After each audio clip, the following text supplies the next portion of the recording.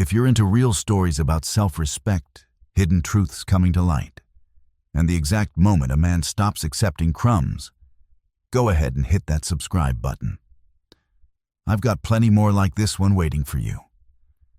My wife Sophia had this quiet way of ending any conversation she didn't feel like having. A soft voice, a tiny smile, and suddenly the topic was closed, like a judge dropping the gavel without ever raising it.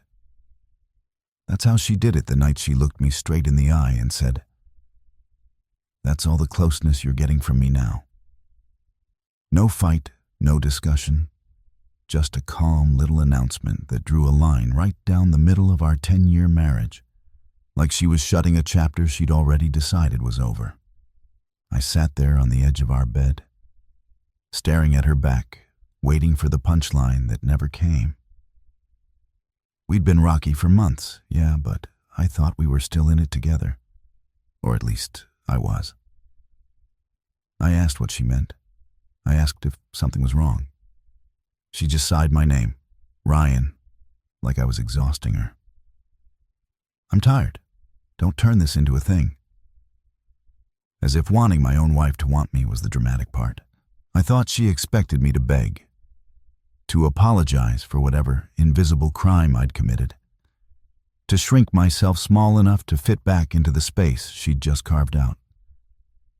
But I didn't.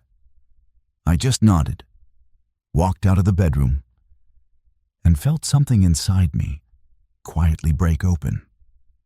The next few days were weirdly normal on the surface. She made coffee, laughed at her phone, floated around the house like she'd lost 20 pounds of guilt overnight.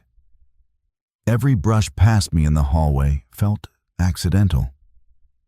Every good morning sounded like it was meant for a roommate. And the whole time she looked lighter, happier, like a weight had been lifted that apparently had my name on it. Then, one evening, her younger sister Ava showed up without warning. Ava was the opposite of Sophia. Warm, loud, couldn't lie to save her life. She bounced through the door with her usual energy, but the second she saw my face, the smile dropped clean off.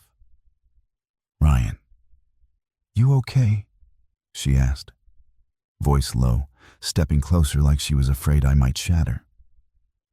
I opened my mouth, and nothing came out. I didn't even know where to start. Ava kept glancing down the hallway toward the bedroom where Sophia was getting ready to go out. Her eyebrows pulled tighter every time she heard heels on hardwood. She finally just asked, point blank, "What did she do?"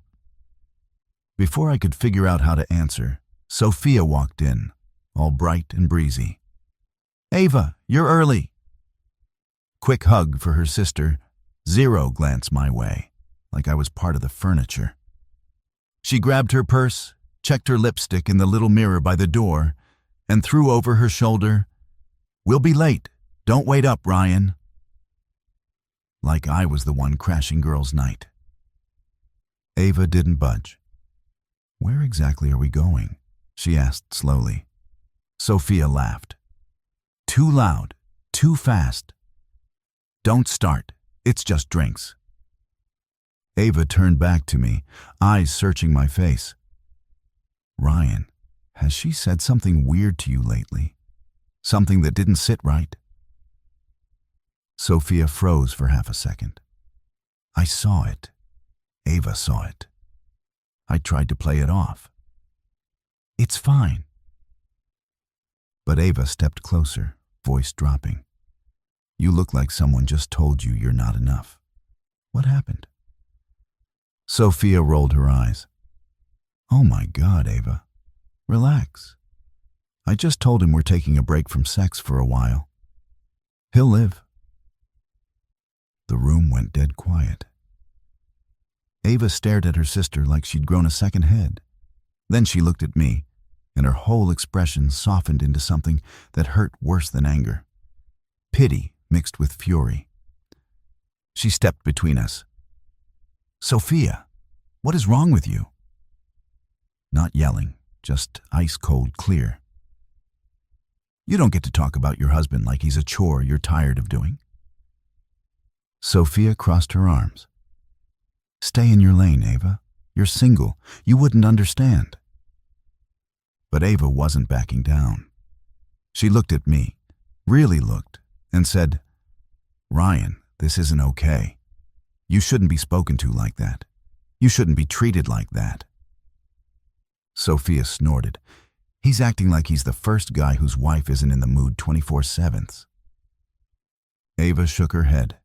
No, you didn't say not tonight. You didn't say, I'm tired.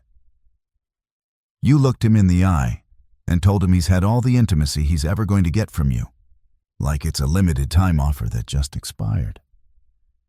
Sophia's jaw tightened.